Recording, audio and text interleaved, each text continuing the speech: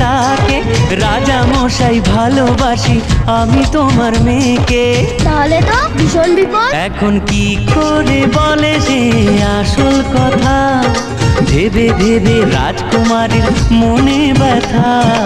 এক যে ছিল রাজার কুমার।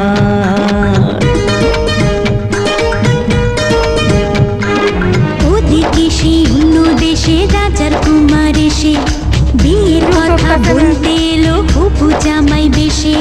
মনের দুঃখে শ্রাবণ এলো রাজকুমারীর চোখে।